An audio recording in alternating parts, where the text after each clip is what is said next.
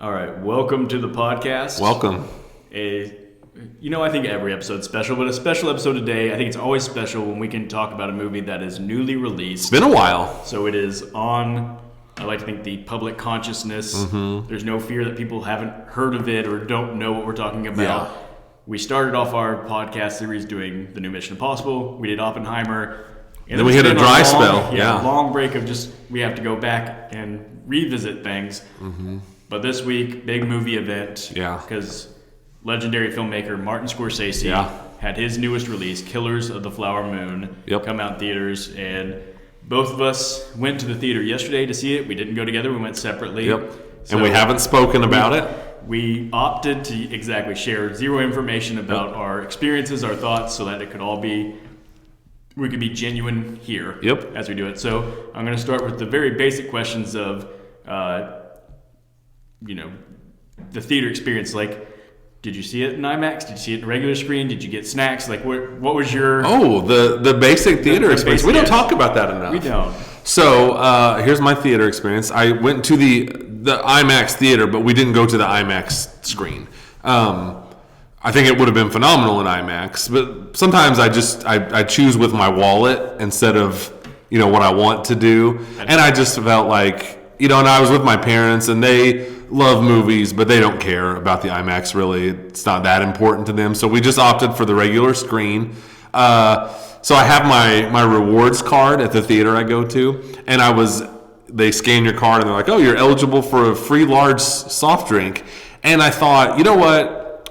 A 3.5 hour movie and a large soft drink is just a bad combination. And I really, maybe a little TMI here, but I'm very anti getting up to use the bathroom during a movie. It's like a challenge. Like, I'm not going to do it. I won't. And during Avengers Endgame, I thought maybe I'd have to go to the hospital after the movie because I refused to get up to use the restroom for so long. I was in considerable amount of pain, but I wasn't going to do it. So no snacks, no drinks, good theater experience, good crowd. Not necessarily numbers wise. There was a decent amount of people there. Very quiet crowd, very kind of respectful of the movie crowd, which is a plus.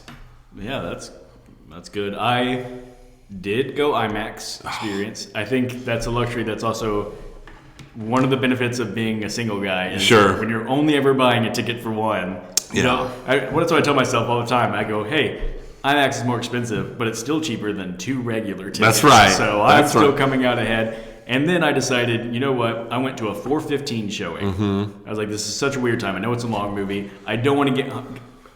I'm the same way. I'm like, I don't want to get up and go to the bathroom during a movie. But I also hate when I get really hungry at a movie, and I'm like, I kind of want the movie to end because all I'm thinking about is... Yeah, it gets a little distracting when you're hungry. So it's like, I'm getting the popcorn and a drink. Nice. They have a combo that's popcorn and drink and basically candy for free at that point. Mm-hmm. So I got M&M's, pour them into my popcorn. It's a great move. And then, like you said, it wasn't that big of a crowd, especially for the big IMAX theater. It was pretty scarce, so I had lots of space around me. Nice. Nobody in front of me, so I didn't feel like that fear of like I'm going to poke the back of the chair. So it felt very comfortable. Like I got to set my bucket of popcorn in the seat next to me. Oh, that's nice. Here, I'm not sharing an arm wrestle with anybody. It was a very ideal theater sounds like it for me. And I definitely got I just kind of like the vibe in our theater was just that people were kind of respectful of the movie, and it was like if you're coming to a 3.5 hour movie, I think you're coming. It's not just I guess I'll check this out. I think I've been wanting to see this movie, and it just felt to me like everyone was very locked into the movie. There wasn't a lot of rustling around. There wasn't a lot of up and down, all that kind of stuff. It was a good experience for me. Yeah. All right. That's some good preamble, but now we got to do it. We got to get into the movie itself. Yeah. We both talked about there's plenty to dissect. We got lots of notes. We haven't compared yet. So it's hard to even know where to approach. But I'm just going to... I want to start by saying this, because we already mentioned the length being such a long movie. Mm-hmm. The length did not... I didn't really think about it very much during the movie. Mm-hmm. I didn't think while watching like, man, this is just really long. I thought at several points in the movie, like, I don't think we're I think we're only like halfway through. I think there's still like half a movie left. But it wasn't a negative thing. So I just want to point out right away that I actually did not think the runtime was an issue as far as sitting through it in the theater experience. I actually was very thankful because I had a large soda. I never was tempted to get up and go out and go to the bathroom. The runtime was fine for me. Didn't bother me at all. One note I made, and this is not giving anything away about how I felt about the movie, but and like as it is with a lot of Scorsese movies, not a traditionally structured movie where there's a very clear beginning, middle, and end. So at one point, I did kind of think like, I don't know if I'm an hour into this movie or 2 hours and 40 minutes into this movie. Yeah. I kind of lost my bearings there for a minute. Only because Scorsese doesn't follow I can tell we're starting to build towards the end of the movie. He doesn't always follow that kind of cliched outline for a movie.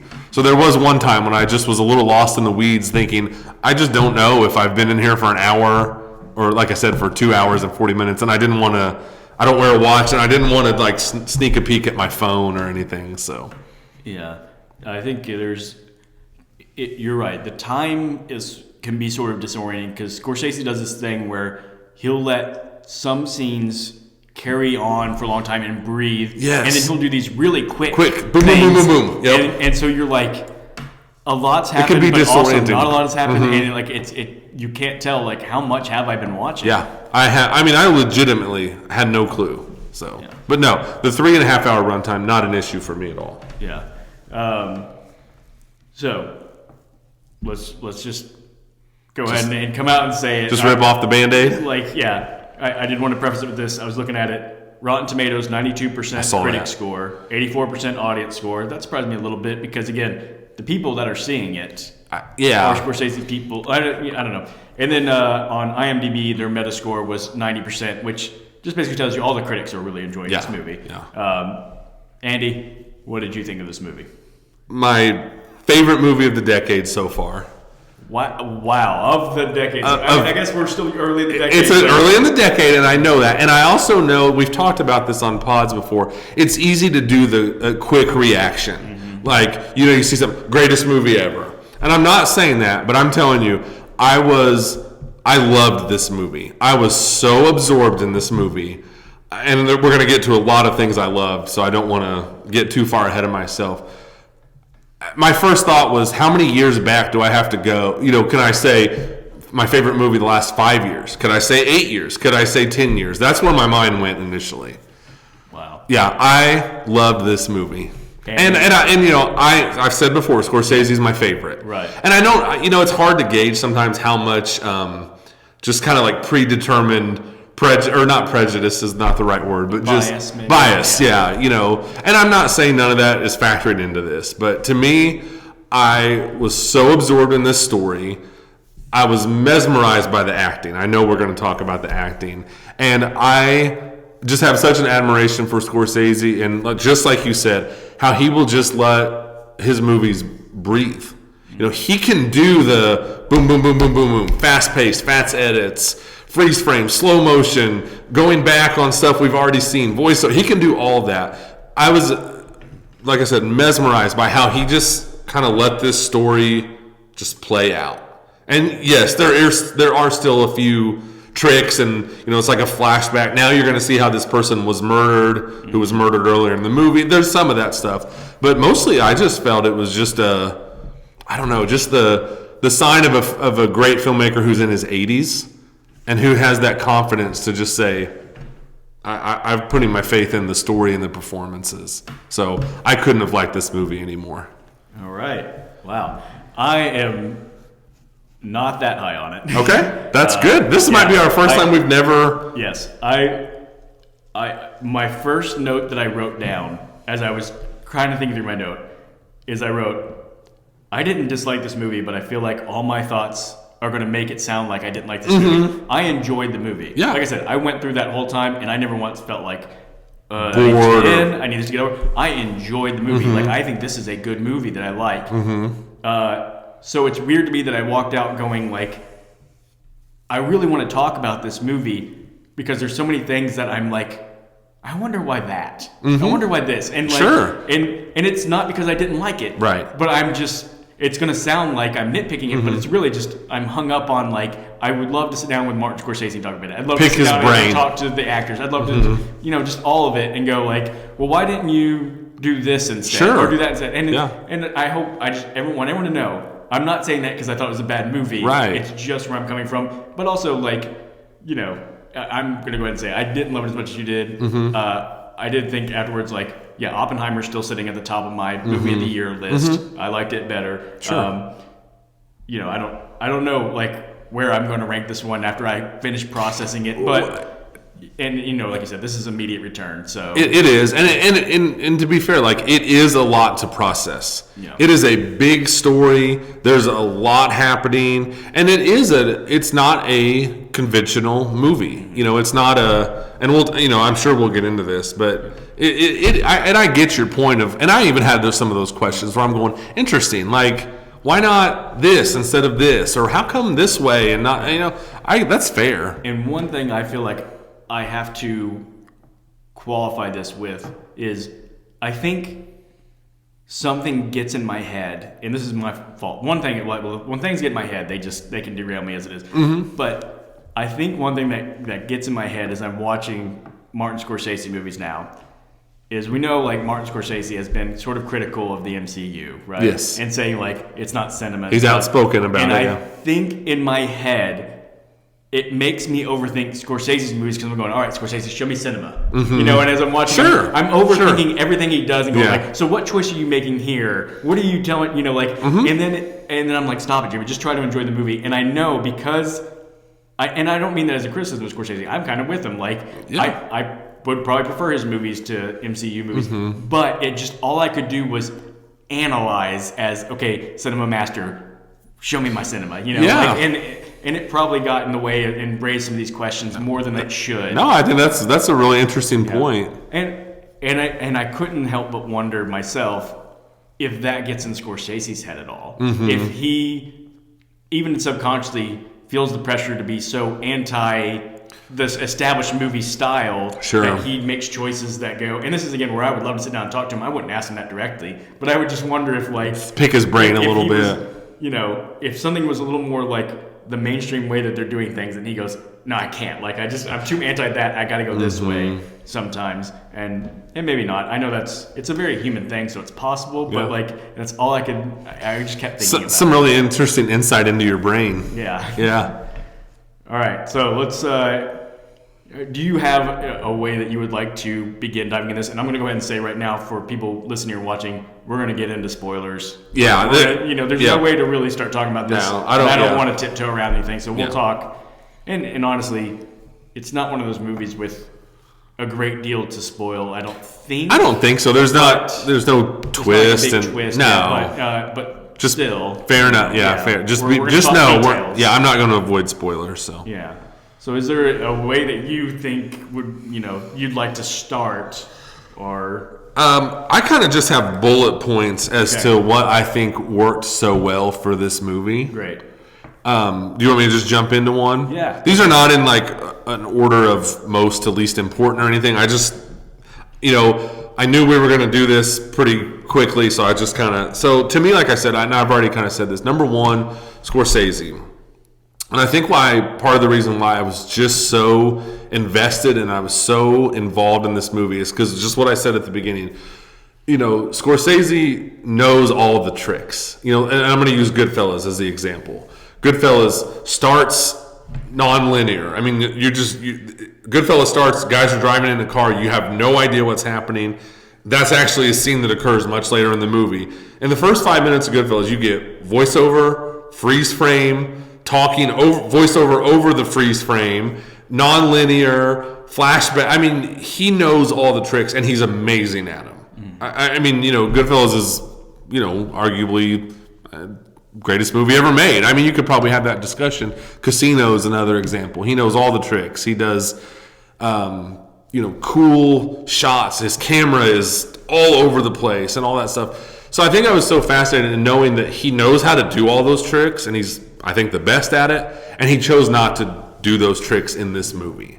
And like I said, I think I just ended up with such an admiration for him, which I already had, but strangely, like watching this gave me more of an admiration of him just knowing, you know what, I don't need to do all the things for this movie. The story is powerful enough. The characters are interesting enough. So you didn't, like I said, and you do see a little, it'll flash back to something, or you see little glimpses of that. But it's a gimmick-free kind of movie. There's not slow-mo. There's not voiceover. There is some voiceover narration. Is there some voiceover? Yeah. There's a couple times characters, they like the explaining of the you're right. flower moon, like flower. You're right. You're right. There's some different points where. But do you know what I'm saying? Yeah. Like Goodfellas is just it's all the tricks, And I was really impressed at how he kind of held back from that. And again, which we've talked about a little bit already. Scorsese, some of his movies are just boom, boom, boom, boom. Like Wolf of Wall Street is just boom, boom, boom, boom, boom, boom, boom, boom, boom. Kinetic as can be. It's so kinetic, and I think like I said, just had such an admiration for this movie and its, I guess, pacing. You could say, the 3.5 hours, and his willingness, like you talked about at the top, to just let some scenes breathe and play out. Yeah, I think. For one thing, I've got to share this now because this was one of the most fascinating things that I read in the IMDb trivia. Mm-hmm. According to the IMDb trivia, Scorsese actually credited Ari Aster's movies as inspiring him with pacing. Wow. To be slower and quieter, which I thought was wild because, and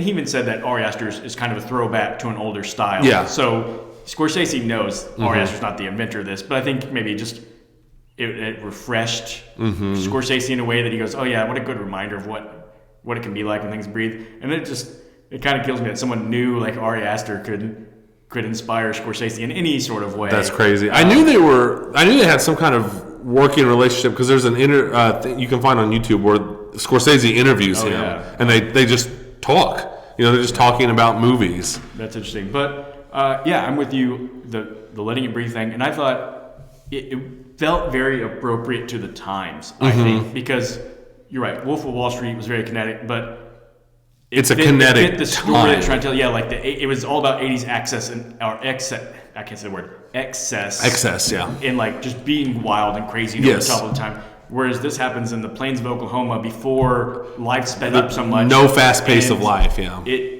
Exactly, like as I was watching it, there were things that happened in the movie that I'm like, I don't know that this is the most interesting way to tell this story, but I think it's the most honest way to tell this story. I'm trying not to get even ahead of myself with. I know. Even with the characters, a lot of times they feel very real because they don't always do the interesting movie thing. They just feel like more real people living in a real time. I completely agree. And I wrote that down. And I wrote down, this movie felt honest. I wrote that down. I'm so glad you said that. Where it wasn't, what is the most cinematically exciting or something. It just felt like Scorsese, probably DiCaprio, and who's always pretty involved in his movies, did want to tell the story as honestly as they could. Yeah. And I just think I have a lot of admiration for that willingness to go. It might be more, cinematically exciting, or I could probably throw in this really cool battle, or Scorsese knows how to do violence as well as probably any director ever in history. And there's certainly violence in this movie, but I almost thought I could almost just envision him going, you know what? People know I can do the violence. They know I can show a graphic gunshot to the head and blood goes squirting out everywhere. And there is violence in this movie, but it was like we talk about, like Cameron or someone sometimes is more interested in what they can do. It felt to me like Scorsese kind of the opposite almost, where it's like, I'm going to go with what I should do, not what I can do. And that alone was enough for me to be just so invested and to keep that investment all the way through the 3.5 hours. Yeah. So you brought up a couple of things that kind of play into points that I wanted to make, or just observations, questions that were coming to mind. Sure. You mentioned DiCaprio always being very involved in his movies. He was very involved in the way the story was told. Okay, yeah, I figured. About this. So one of my biggest things was I had heard a little bit about this story because I heard the author of the book that's based on interviewed. Mm-hmm. And I remember when I heard that interview, it made me more excited for the movie because I was like, that is a fascinating situation. What happened with the Osage people, with them having these oil rights, and then people coming in and he talked about the situation of people trying to like marry into the families so they could get the headship rights if they married in and then basically they died off mysteriously. Yeah. And I was watching this, as I was watching it, I was going, it's fascinating the way they chose to tell the story with DiCaprio's character being the guy who's basically a bad guy. Mm-hmm. I know there's some conflict there, but basically he's a bad guy. Yeah. Marrying in and trying to do this. And what I read was that the original screenplay, he was to play Tom White, who was the FBI agent. Yes. That was where the movie really started, was the FBI coming in and investigating it, and it was going to be more of, your sort of crime-solving movie. And DiCaprio's the one who said, no, I want to play this guy, Ernest, that marries in. And they rewrote the whole screenplay. Yep. I saw some of that online. DiCaprio could play that. And I really respect that decision. Mm-hmm. What I don't know, though, watching it was, Ernest is just not a compelling character to me. Really? And what kills me about that is like I can see why he should be a compelling character because he was kind of conflicted. Mm-hmm. But the whole time I was watching, I was going, DiCaprio's too good of an actor to play this dullard of a guy. Okay. And it kind of distracted me. And this is maybe my biggest, like, it's not a complaint because I think that De Niro was the best he's been in a long time in this movie. I thought De Niro was awesome. I have that written down. I wrote down, I think he's the front runner for Best Supporting Actor. That's what I was thinking. Oscars. Yep. I think I'm so glad De Niro got to play this role. Me too. Awesome. He was phenomenal. That said, from the outset, if I hadn't seen it, his character in real life was about 45 years of age. Yeah. DiCaprio would have made much more sense for that character, and then a young guy who would have just been coming home from war, playing the DiCaprio character, because they shifted everybody about the age they should have been. They did. And I was sitting there going like, De Niro's part was so meaty. I'm surprised that's not the role that DiCaprio wanted because it was the meatier part to me. Yeah. And I honestly think the Ernest character, if you would have gotten somebody who's just a little more blank and not as good as an actor, would have actually played a little better. And it sounds weird to say, like, he got people. It's one of my favorite things about the movie, and yet it's a criticism is Scorsese's so good he can get people who are overqualified to do their parts. Every like little bit part is a great actor. It feels like. I know. And I love that when overqualified people are coming and doing things. But I couldn't get past the fact that it's the main character, and yet it still felt like DiCaprio is overqualified to play this guy because this guy's so blank. Yeah. You want to know something funny? What? In my notes, I wrote down, this might be my favorite Leo performance ever. That's what. Movies are just incredible because you can watch the same thing. But I'm going to tell you what I thought was so good about Leo's performance. Okay. I loved the combination. I'm going to see how I phrase this. Okay. I loved him doing the combination of I'm dumb, I'm charming, and I'm evil. I just thought that was really interesting, and I just don't feel like I'd ever seen that in a movie before. And I liked that he was. Again, probably some bias because I like DiCaprio. Mm-hmm. So I just go into everything wanting to like his performance. I just really thought that was an interesting balance where, and really kind of, they didn't, like you're right, he's a bad character. He's an evil character. Yeah. Not a bad character, an evil character. But not a twirling the mustache evil character. And there is part of it, and I think because of the way he played it, I think, that even if he's evil and he's doing these heinous things, you go, man, but he's dumb and he's being taken advantage of by Robert De Niro. And I thought that just leaped out of the screen, personally. Yeah. I'm not arguing with you or disagreeing with you at all, but just my interpretation of the performance was just what a nice balancing act. Dumb, charming, because like when him and the Molly character, they fell in love and stuff, I thought they had great chemistry together. I loved just the little scene where he's driving her in the taxi and he says, I don't know what you just said, but it must be Indian for handsome devil. Yeah. And then they both just laugh. Yeah. That just felt so real to me, like real as a movie kind of meet cute situation gets. And I was invested in that. And then, like I said, he's a slime ball who won't. And I want to get to this scene at some point. At the end, she confronts him with something, and he just lies directly to her face. Yeah. So he's a coward and he's a liar, but not a good liar because he takes too long. He's not smart and quick. He has to sit there. You can see the wheels turning. Yeah, and I think part of me just thought like, boy, if it wasn't Leonardo DiCaprio, that could have been some bad acting. Yeah. Or like I said, some very, mustache twirling, ha ha ha, here's my, Yeah. And I loved how they avoided all of that. And you see that he's an evil character just in his conversations, and something I was so fascinated by in this movie is how they handled lying and manipulation. And how characters with, De Niro is lying about his lies. But it's not like a look at the camera with an evil look in your eyes. It's just conversation. And you go, oh, he's lying. Yeah. Like, he's just lying. And there's no zoom in on him. There's no musical cue to tell you that he's lying. You have to pay attention and listen.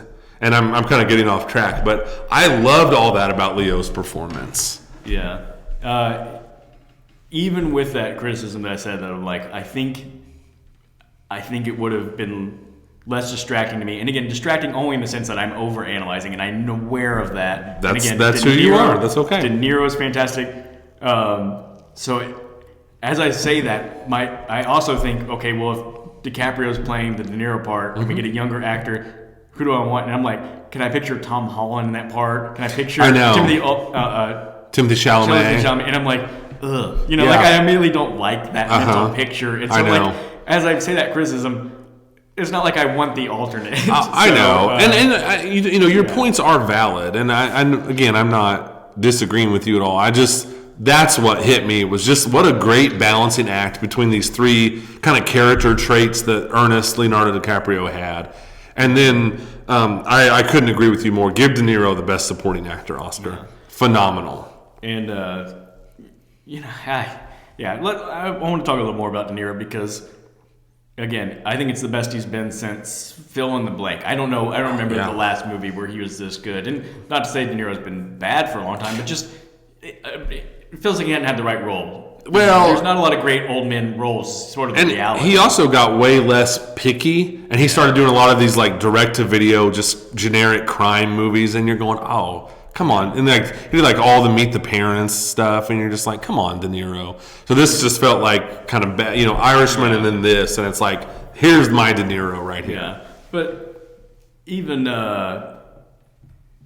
even the Irishman, I thought he was good, but his character was sort of the DiCaprio character from this movie. He's sort of the guy who's just being used, and you're not sure if you're supposed to sympathize with him or not. Yeah. But in this movie, he got to be the guy who's the brains, and I think that's my favorite. I've already said it's my favorite version of any character because I always like the smartest. You like the smartest guy in the room. And this guy was the guy who was the chess player when everybody else is playing checkers. I agreed. And so he got to shine because you get why it's working, because the scenes of him working with the Native Americans, he's doing a great job of playing their best friend and a good guy. And even when he's not around them, he's never outright, like you said, villainous, mustache twirling. It's very subtle. It's all subtle. He almost like a villain who, before wiretaps were even a thing, was always talking as though somebody might be listening, so I better talk carefully. Yes. Always. Yes. I loved the writing of this screenplay and the way they chose to have De Niro say things. And like I said, I loved how he would just be talking in a normal voice, normal tone, but he's lying. And it's not like I said, camera zooms in or De Niro's eyes get real big or something. I thought it was really impressive. Yeah. So he was awesome. And then I honestly thought the person who stole the movie to me was Lily Gladstone. Yeah, I have her right now. I didn't know. What an amazing! I didn't either. In the trivia, I learned that Scorsese thought of her, or saw her in something, and then did an interview with her, and he was like, and after that was like, she's the one.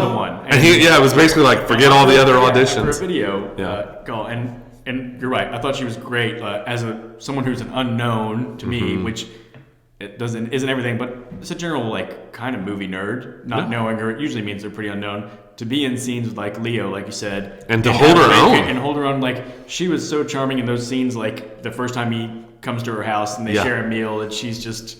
You know, she's kind of like, I'm on to you, but I know what you're doing, but also like... But it's like, you're also Leo, so you probably can seduce me, yeah. I love the scene where, that same scene where it starts storming, and she's like, we just need to be quiet. Yeah. And he goes to say something, and she's just like, shh. Yeah. Like, she was a great presence in that movie. I thought she nailed it. Yeah. I was, again, though, going back to just questions about the movie, it wasn't a problem because, again, it was just real. She was sick for so much of the movie. I was a little disappointed that she got to shine early in the movie and then didn't get to do much later in the movie. And that's the way it had to be. It goes back to that, like, he wanted to tell the story honestly.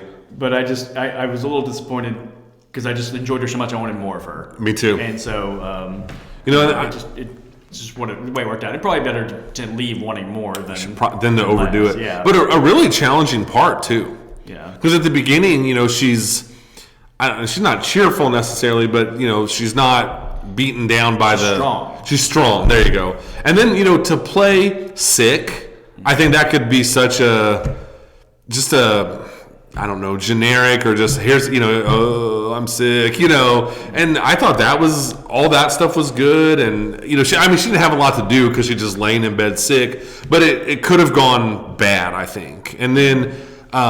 The scene I thought she just shined in was that last scene between her and DiCaprio, where she just says, "What were you giving me?" And of course, you're waiting. I thought she gonna knock him across the room? Is she gonna just have a full meltdown? And just this glare in her eyes. Yeah. And when he lies to her and he says it was just insulin, she just kind of nods her head like, "Okay, this is over." Yeah. And just gets up and leaves. And I was like. I was like, well done, Lily Gladstone, well done. Yeah. She, if I have, again, a criticism, I loved watching her on screen, so I didn't want her to change it all. If I have a criticism, it's that she comes across almost too smart and like world-wise to think that she could be taken advantage of in a situation like that. Yeah, sure. And again, that's me nitpicking. I'm a details of the story guy. Right, so right.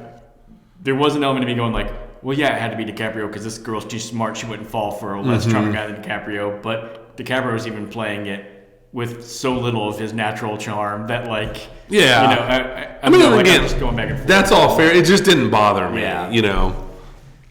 And then I also liked, and you talked about it, even if they are overqualified, I did like the background players. I love Jesse Plemons in this movie. Mm-hmm. I thought he was great. He is, and boy, talk about a guy who, like, doesn't mind being so tame that like he doesn't get to do anything to shine. No. But still comes out good for it. He did. He came out looking great in that movie, I thought. I loved when he first knocks on DiCaprio's door and he's like, I'm here about these murders. What about him?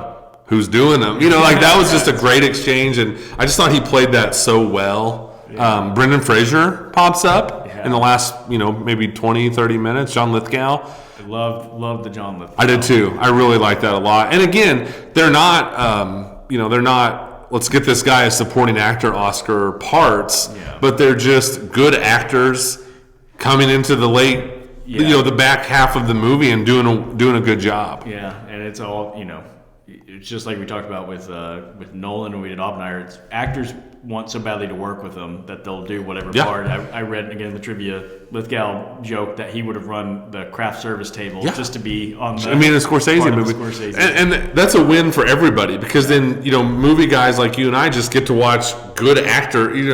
I don't know if I knew it and forgot or just never knew it that Lithgow was in that movie. Yeah, and then all of a sudden I was like, oh my gosh, John Lithgow. I know, and like.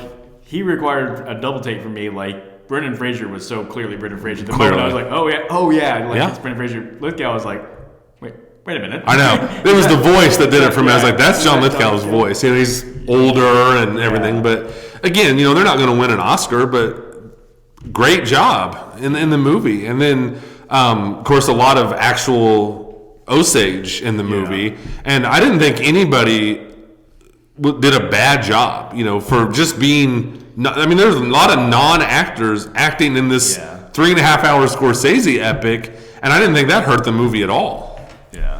Yeah, and if we're talking about the stacked cast and big people in small roles, there's also just a lot of people like I didn't know before. Some of the side characters, some of the guys they hire, and they all did a great job. And I'm just like, some of them, it's like, that guy, he's just got the right look. Yes. I can just see them getting a line up and Scorsese going, not that guy, not that guy. Yeah, that guy's got a look. And it felt like they probably just looked in real life like they end up looking like. I loved the guy who was supposed to shoot the guy in the front of the head and he shot him in the back of the head. That's the guy I was thinking of. You're just like, what a great look. And he did a great job in that movie. He did.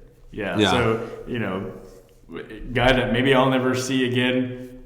Yeah. But just, boy, did he work in this movie. He just lived in that part. I actually intended to look last night to see what else that guy's been in, and I forgot. But, yeah.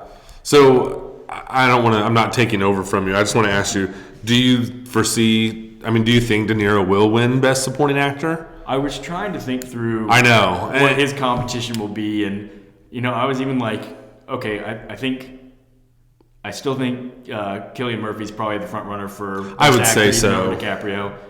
And I was like, was there somebody from that movie that was a big, everyone's like the forerunner for Robert Downey Jr. Downey maybe. Jr. would be the one, but I think De Niro's.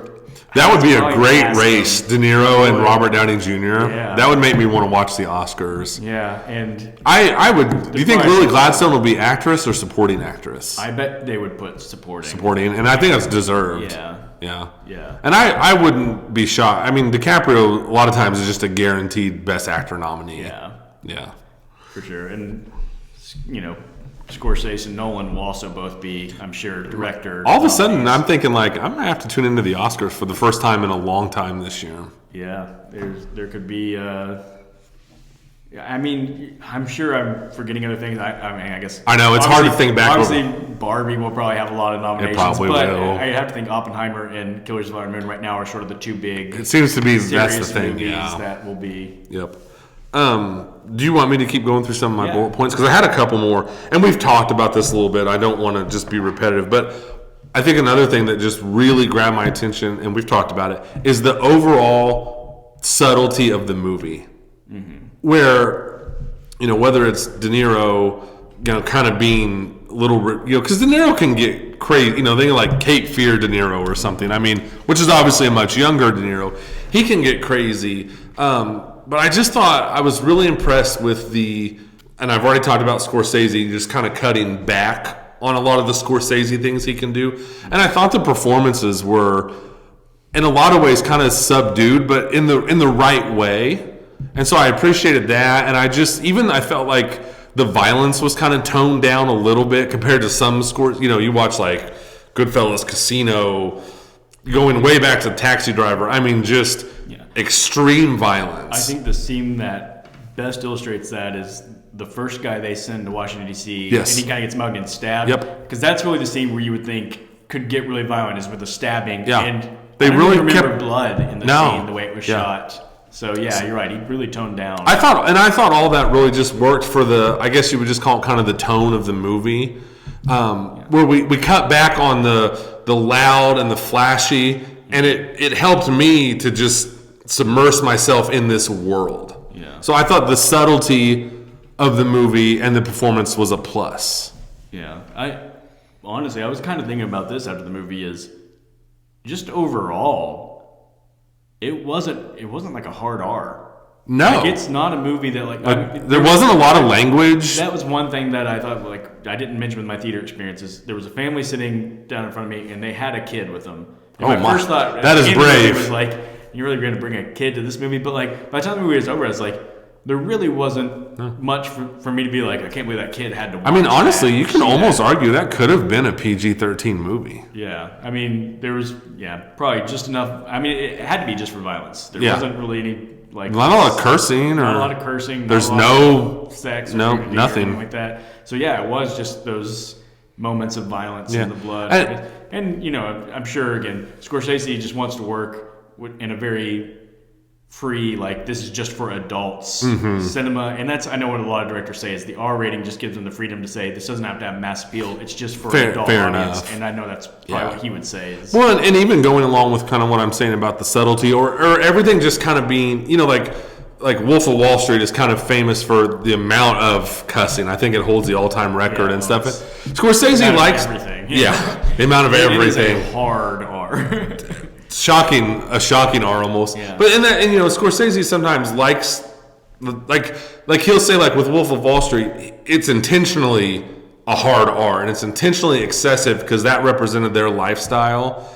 And I'm glad he didn't try to take that approach with this story. Mm-hmm. I guess maybe is what I'm trying to say ultimately. He didn't try to make the Osage but the Goodfellas version or the Casino version or the Wolf of Wall Street version, which is honestly probably where he's at his best, and it's got to be where he's comfortable. So I admired the fact that he didn't bring the Goodfellas, Casino, Wolf of Wall Street, Departed feel into this story, because that wouldn't have been accurate or fair to the story. And again, I might be getting repetitive with what I've said, but that was just another thing that really jumped out at me. And going along with the subtlety, one thing I just really appreciated as a movie fan, like we talked about when you and Brittany talked about Remember the Titans, but you didn't think I'd compare Killers of the Flower Moon. I did not expect that. But like you made the point, like in Remember the Titans, it's a very Disney, just everyone's happy and stuff. And if there's a racist character in that movie, it's basically like it's not well written. It's just them being like, I don't like people who are different than me. And this whole movie is about, these white people don't like the Osage. And that was just, I like the way he portrayed that without them just being like, I hate Indians. And, it was just done through their lies and their manipulation and stuff. And I thought that was cool. About the most blatant racist statement in the movie was subtle. It was when he was trying to hire the guy to make the one guy look like a suicide. And he's like, I'll pay you to knock this guy off. And he's like, I don't do that sort of thing. And he said, well, it's an Indian. He said, well, that's different. And it's like, like that is an incredibly racist thing to say, but it's done so like it's not good dialogue, I guess, which is weird when you're talking about racist. But like in a lesser movie, it's like, I'll do it because I hate Indians, and they didn't need to do that because they're. I just always like when a movie treats me like I'm smart enough to understand what's going on. Yeah. And I thought this movie did that well. Yeah.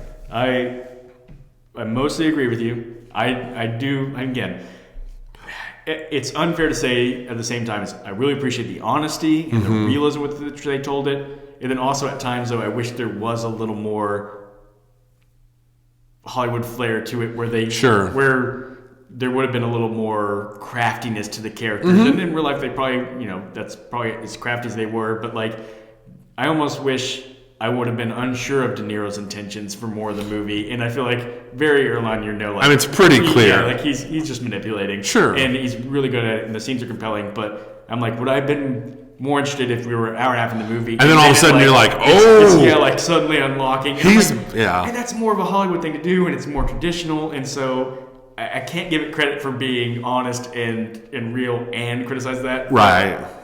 But that's where I am kind of like. Listen, I hear all your points. Yeah. I also thought, sorry, go ahead. No, go on. I thought it was cool too, when you see a true story portrayed on screen, 99.9% of the time at the end of the movie, you're going to get Ernest lived until 1942 until he died. And I thought it was cool how they did it in this, where it jumped ahead and they were doing the radio.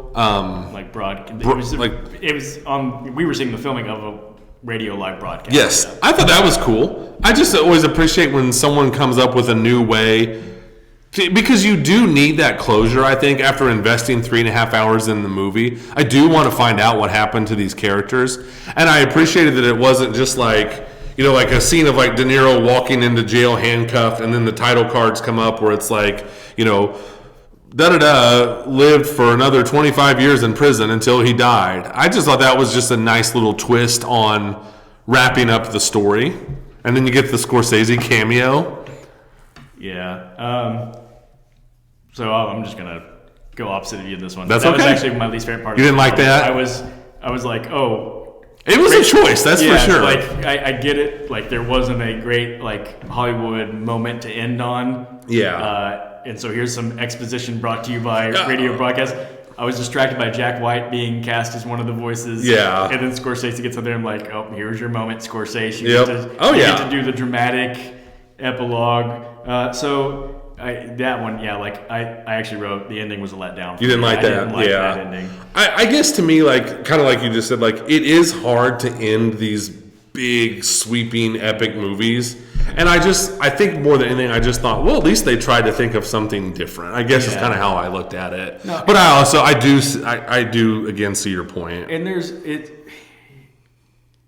it was well done. It was interesting. Like I was kind of like, oh, that's an interesting. Like I've never seen one of these live radio broadcasts. Yeah. It was interesting. I just didn't like it being a way to some, like read off all the exposition. Fair enough, and it is exposition. But like I said, I do think though, if you don't give some kind of exposition to the audience after 3.5 hours, your audience might leave frustrated. Yeah, that's fair. It also had the moment that really got me with the choices to cast DiCaprio as Ernest and De Niro as William King Hale. They said that William Hale lived to be like 84. And it's like De Niro is 84. So when he died immediately is what you're telling me. I know. But then it's the reality is he lived like 40 more years. I get it. I get that. So it just sort of... No, I get that. Just don't even mention that because you're going to put it in my brain. I know, and and that does make sense because, like you've said before, you're a details guy and stuff like that, and I'm not. Yeah. So that stuff doesn't, when they fudge people's ages or stuff, that doesn't bother me at all. Yeah. And then I also just liked, and Scorsese did this in The Irishman too with the score of this movie. I really liked how it was just kind of always playing in the background of scenes. I don't know if you noticed that or not, but the music and the score was just kind of always on in the movie, and not always, but a lot of times there's just the music kind of quietly playing in the background. I like that. I thought the score was an interesting score because it felt to me not quite of the time it was portraying. Yeah, it worked, but there was honestly a number of times the score started to come in and I thought, oh, Scorsese's about to play a song from the 80s. And then I'm like, oh no, this is just part of the score. Yeah. Because it kind of had a I don't know, it was interesting to me. I liked it. I want to kind of listen to the score again and just get more of a sense of it. I do want to mention,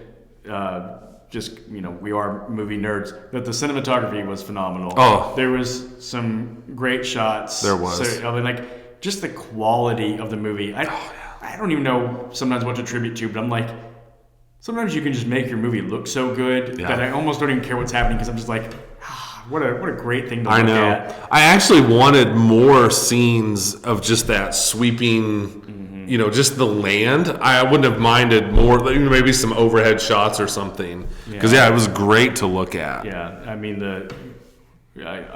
I loved the ending crane shot of the Indian submarine that started on the drums and just pans out straight up, and that was awesome. And then the ending shot I really liked too, or just kind of the camera just kind of rises up, and that was so cool. And then kind of the big shot that they showed in the trailer was when the oil sprang up from the ground. I knew that looked great up on the screen. I thought there were again, gosh, I hate this about myself. There were a number of shots though where I was like, this is interesting. Why? And like there was that one where it's moving through the house. Was that one of them for you? No. So there's a couple where they're talking and one person's face is entirely silhouette and another person's isn't. And I'm like, that's interesting. I'm going to watch some YouTube breakdown sometime that's going to talk about he did this to juxtapose and then you're going to be like, or something. And I'm like, I know Scorsese's not just, he might just be doing it because it's cool, but I think he's probably doing more. And I'm just like, and I don't know what it is right now, and I want to know. And was there the scene where DiCaprio and De Niro are on? They're kind of standing in the middle of an open doorway, and at one point you don't see DiCaprio. Yeah, doing stuff like that. Yeah, and it just makes me wonder. I know he's smart and he's making some choice with this. I know, and I don't know what it is, and it drives me nuts. See, you're just so much smarter than I am, and you think through stuff. Because I'm just like, well, that looked cool, and I was happy. This is what gets me in trouble. Maybe I'm just smart enough to know something's happening, but not so smart to know why. Or even just, there's no, I don't need anything with this, but. In the last scene when John Lithgow is doing his interview of DiCaprio, what his testimony is in courtroom, and it just stays on DiCaprio. Straight ahead. Keeps kind of zooming in. Yep. And Lithgow's doing most of the talking, and DiCaprio's just, yes. I know. And I'm like, I'm fascinated. That's a choice. But also, it's a choice, and I want to go like, what made you decide we're just going to see DiCaprio? And you're right. Very, very slowly. Yeah. I know. And it's great, and it works. So I think this is what ultimately makes me say, like, I don't want to sound like I'm criticizing this movie. I actually love wanting to think about a movie this much, desiring to think about a movie this much. And like I said, I probably will go watch YouTube breakdowns of like, here's somebody smart with cinema breaking down why did Scorsese do this in this scene, and like I'll be fascinated to know why. Because I think ultimately that is a positive. Because how many movies do we watch where you just go, I'm never going to spend 1 second of my life thinking about this movie? No. And that being said, I did wonder, because of the runtime, like, will I revisit this movie? How much would I revisit this movie? Because I feel about it, I liked it more than The Irishman. Mm-hmm. But one thing that it shares with The Irishman to me is I felt like The Irishman, there was like an hour stretch near the end. Like, I can't quite say just the last hour, but there's like an hour stretch where I felt like the movie really picked up. Like the first 2 hours kind of we're building and building, and then it just got into a good groove. And like I was like all hooked. Mm-hmm. And I feel like that happened in this movie too, where it was building and building, and honestly, when the FBI guys showed up and all the dominoes that had been stacking started falling, I was so hooked in, and I was like, this is a great stretch of movie, and you had to have all that build up to it. Yep. But it is a lot of build up, and I'm like, how often can I go back and sit through? Like, I've got to watch all that build up for this. It's a big investment. This hook to really work. Yeah.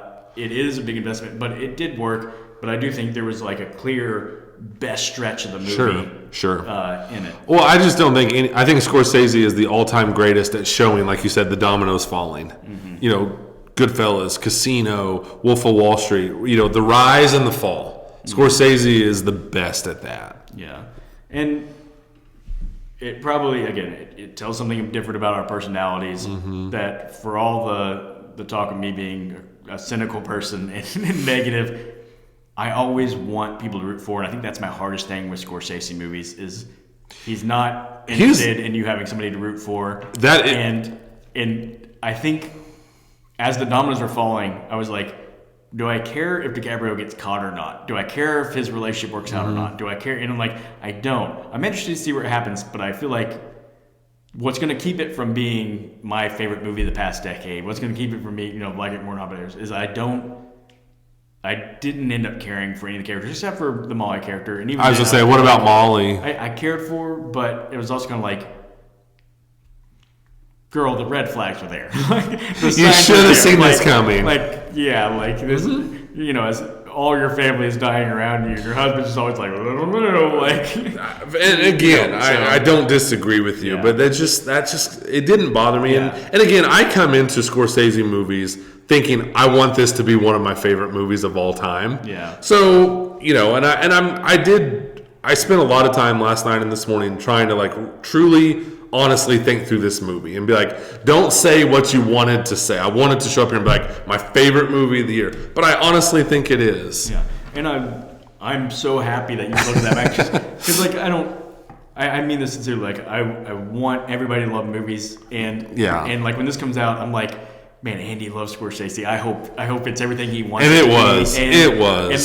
And so I'm so glad to hear you say that. Yeah. I'm not upset that you loved it more than I did. I'm like, no, and likewise. I'm like, thank goodness it's what Andy wanted it to be, because it's a movie made not for you, but you're the target demographic. Guys who love Scorsese, who love DiCaprio, who love movies like this. I do. I just love those guys. And like I said, De Niro has definitely been off my radar, for a while, just because I think he just wanted to start cashing some checks. Yeah. And, fair enough. But to see him come back and you're like I said, this is my De Niro right here.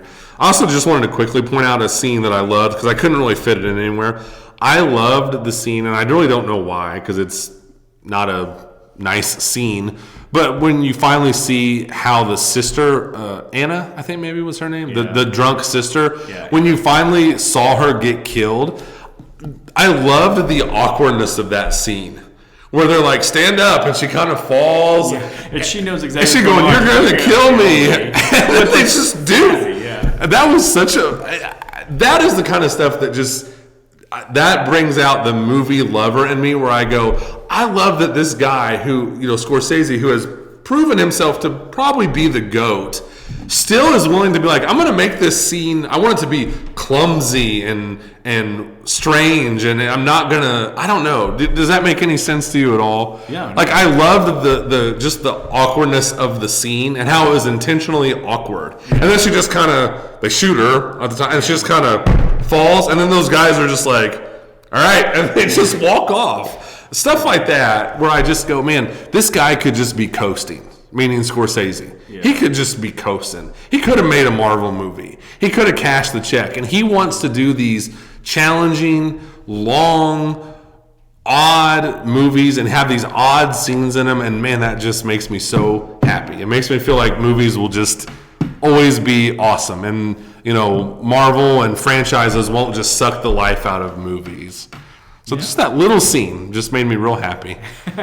I'm so glad that the scene of a girl being murdered made you very little happy. Insight into my mind. Did you like that performance from the sister, the drunk sister? I thought it was good. Yeah. I thought everybody. I thought the guy that played Byron, Leonardo's brother, was good. Like, very little to do, but he had a good presence about it. Yeah, I definitely didn't think there was a bad performance in the movie. No. Well, not a bad performance. Brendan Fraser, I think there's been some blowback on him, like, boy, he went for it. He went big. He's yelling. He is. And I wonder if that was kind of like he wanted to play against type a little bit.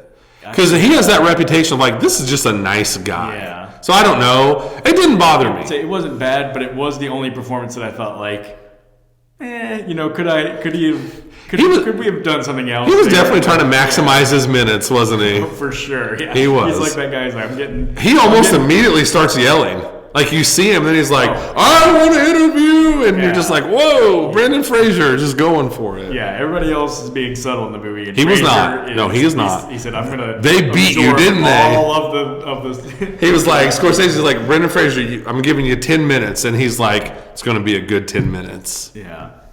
This sounds like such a, weird thing to say maybe for somebody else's career, but I almost kind of hope De Niro wins the Best Supporting Actor and then just retires from acting. Like, just go out with this. Let this be the De Niro we remember. And it's a great ending chapter to the Scorsese De Niro collab. Yeah. What is this, like their 11th, I think, collab? I think it's their 11th, 10th or 11th. I don't know. But I agree with you completely. Like, dude, you just showed everybody you still got it. Mm-hmm. You're going out on a great performance. You're closing the book on you and Scorsese. Maybe the most famous actor-director collaboration of all time. It would be a great way to go out. I forgot, when you were talking about just liking a small thing and it being one of your favorite scenes of the movie, it did bring a scene to mind for me that was one of my favorite scenes of the movie. And that's when the first time at night, all the FBI people get together. Yeah. And you realize it's guys that Scorsese's been showing you in different scenes in the movie, but didn't tell you that again. That I'm gonna let you piece things together. Like that. And when they show up, and you go, "Oh, that guy's with the FBI. Oh, that guy's with the FBI." I forgot to mention that. That was the best moment of where it did surprise me. It was so subtle that I missed it watching it. That all those people were going to be part of the FBI team. I love when a movie rewards your faithfulness in watching the movie. Yeah, I love that. Yeah, that was really cool. I also really liked, we're just throwing out random stuff now, but I really like that, just a quick stretch there where De Niro, the guys he wanted to get rid of, he came up to that one business owner and said, hey, I heard there's 3 guys that are going to break into your store tonight. Yeah. Because he wanted those guys gone. Mm-hmm. And that was really cool, too. And then the guy gets shot, and I like that little, couple minute stretch of the movie. I also love the scene when he's trying to manipulate I think he was a butcher who had been having an affair with the shot's wife, and that didn't work. Yeah. You kind of see the limits of, because he's definitely got all this influence in the area, but just kind of showing there are limits to it, and some guys are the way the guy looks at him and says, thanks, but I think I'll take my chances here, and you're not my friend. Yep. And then like, you kind of go, oh, like maybe. Yep, and that goes back too to our conversation about just kind of some of the subtle things about this movie. De Niro doesn't scream and yell at him and attack him. De Niro just kind of and just gets that cold De Niro face. Thought that was great. I had something else that just popped into my mind and now it's gone. That's okay. Yeah, and we're repeating it over and over again, but I think it's worth it. That De Niro never. You're right. He never breaks character as the guy who's under control because even in that scene where Leo finally comes into the jail cell and says, "I got to make a deal to be with my wife." I love that scene. And De Niro, you're like, "Is this the moment where he's finally like, you idiot? Do you know like I made you?" But he does that. He just goes like, "Oh, you know, you're gonna regret this," or I don't know how. Our family, you know that they're gonna do that, and he never leaves character of like the I'm on your side manipulator. And it's amazing that in that scene, neither actor or Scorsese didn't have like, I want you to scream and yell. Yeah. It's again going back to what my original point, the subtlety, where it's a big important scene in the movie, and it's played pretty tame. I know what I was going to say a while ago. Another character touch, just to pile on to the praise to De Niro. I love the character touch of just him, and he even said something about it in the movie. I don't remember how his exact words were, but he just thought like, I can just get away with this. Like this is not Osage stuff. You know, this is not Osage. It was like the American laws versus the Osage ways, and I loved how they portrayed that arrogance of like, I can do this. Yeah. I just thought that was really cool, just to add to the De Niro praise. Yeah, and I think there are things that I will appreciate more and more about the movie as it goes on. I do think, you know, there are subtle things that, getting to I know. There are things that are subtle, and like De Niro does kind of slowly unravel himself because there wasn't a big showy like he's gotten too full of himself and stepped over the line moment. But I think he quickens the pace of everything that he does slowly as the movie goes on. You kind of feel the walls closing in. He starts to feel more and more like I can get away with anything, and it actually you're right. It's closing the walls in, and that's why I think that moment with that butcher is so important. Is you feel like this guy runs everything, and when the first time that guy's like, "I'm not listening to you. You're not my friend," and you realize like, dude, maybe you don't have all the power and influence you thought you had in this area. Yep. And that guy, the guy was really good in that scene. Yeah. You know, there's a couple of characters that even warn De Niro, like, you know, you're being here is a little too, like, you know, being seen too much. Yep. You know, one guy's like, there's too much dynamite on the house, and De Niro's just kind of like, whatever. You know, like you see him caring less and less about the possibilities. He's gotten just so arrogant and and all that stuff is just so well done. Yeah. So well done. Yeah, so I hope as we've talked about this, that it's come through that how much I do respect this film. Yeah. That I think it's I got that impression for sure. And all my questions and criticisms actually fueled how I enjoy a film. Yeah. So I definitely do think I will revisit this again because it's linked. I don't know if it's going to be a yearly rewatch, but right. It'll be something that I want. I would like to catch it one more time in the theater. Yeah, I would. I'd like to experience it in the theater again. It's a lot to take in. Any long movie is typically just going to be a lot to take in. A lot of information. Got like what happened in hour one versus, so now that I've seen it, I want to go back and watch it and look for some of those just maybe things I didn't notice, or like you said, they're FBI agent and stuff like that. So I want to catch it one more time in the theater. Yeah. Well, is there anything we didn't get to that you want to make sure you mention anything in your notes? I don't want to. I think every point I had that I wanted to mention, I did. All right. So, well. I think this was a very fun conversation. I couldn't wait to talk to you about this movie. I couldn't wait.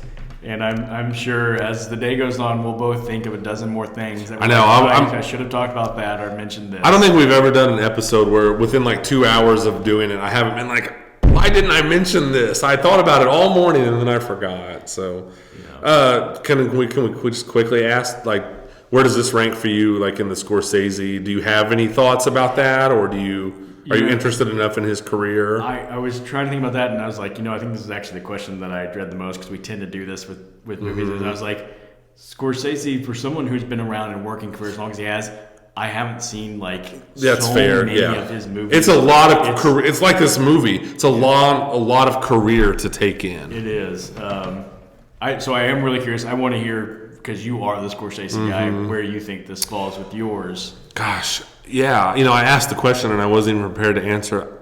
I think my biggest takeaway was not, and I'm not trying to duck your question, but it was not so much where this falls. It was, I can't believe this guy's still doing this at 80-something years old. Yeah. And it doesn't feel like he's lost a bit of his creativity or his passion or anything. That's what's amazing to me. Yeah. And it's hard to rank a movie, like fresh. That's so fresh. But I just think he made, in my opinion, Goodfellas is the greatest directed movie ever. That's just an opinion. I don't think anybody has ever done a better job directing a movie than he did Goodfellas. So it does become hard then to rank every other movie against that. Yeah. So it's hard for me to be like, Goodfellas is 1, Wolf is 2, Killers of the Flower Moon is 3. I don't know. I'd really have to spend some time. To me, the biggest thing is just, man, this guy's still getting it done. I mean, his last 4 movies have been Wolf, Silence, Irishman, and Killers of the Flower Moon. And you just go like, my gosh. Well, whatever you think about those movies or not, this guy's not lost his touch at all. No. And I do think, looking through his career, he's made a lot of movies, but because he's been working for so long, he is a guy who doesn't just pump out movies. No. Like he's selective picking his projects. He takes his time with his projects. He obviously took his time with this one. That was one thing I did think a little bit as the movie was getting along was, man, how long did it take to film this? Because there's so many. I'm like, how many sets they had to set up. And anyways, like that's one thing I thought was, I bet it just took a long time. It was a $200 million movie. Yes. And most of it had to be just that, like how much the sets and the production. Because there's not a lot of like particular shots that you go like, well, there was a big money shot right there, but there was the big CGI. Yes, exactly. Or that, like I said, there's no big battle. There's no, so like the $200 million budget was probably how long it took to film such a big story, and then of course the actors that are all big names and stuff. But and it will probably be one of those movies at the Oscars that wins awards that we don't really think about, like best costume design, cinematography, sound, editing. Yeah, sometimes these big sweeping movies really rack up the non-main awards. Yeah. But I do think that this is my favorite of I say recent Scorsese. Yeah. Recent, of course, being subjective to his whole career. I think I like it better. I already said I like it better than The Irishman. I like it better than Wolf of Wall Street. Yeah. It's so hard to compare anything to Silence, because Silence is not made to be an enjoyable watch. Not at all. It's so uncomfortable to watch. Yeah. I think it's very effective, but if I'm like, hey, would I rather watch Silence or Killers of the Flower Moon? I'm going to watch Killers of the Flower Moon. Yeah. So I like it better than all the recent Scorsese. I think it would probably crack my top 5. I think it might be like in the 5 area, somewhere in there. Yeah. All right. Well, audience, if you go see Killers of the Flower Moon, let us know what you think about it. Absolutely. I'd love to hear someone's opinion. Yeah, where it ranks in your Scorsese. I am crazy curious how young people feel about Scorsese, because... So, that's part of the reason why I'm going back. My older 3 kids want to see the movie. Yeah. But, of course, it's not like they don't know the in and outs of Scorsese's career. Right. They saw a trailer for it when they saw Oppenheimer, and they're like, that movie looks cool, and they like DiCaprio, so I'm going to take them. I will be, very curious to hear what I'll report back what the youth of America thinks of a 3.5-hour sweeping epic. Yeah. All right. Well, thank you, everybody, for joining us this week, and we will see you guys again next time. Absolutely.